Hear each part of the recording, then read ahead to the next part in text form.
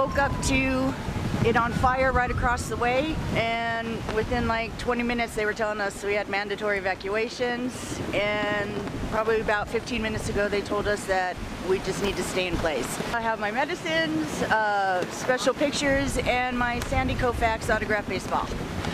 That's the important thing from my dad, who is no longer with us.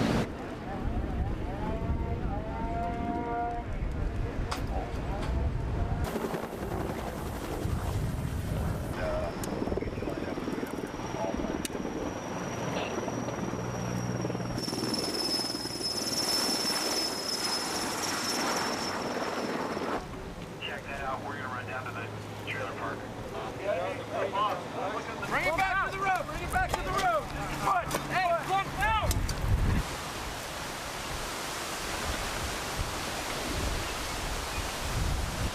It started over the top of the hill behind the house, and then the wind started blowing, and then it went this way, and now it's burning the neighbors next door. What are you mostly worried about right now?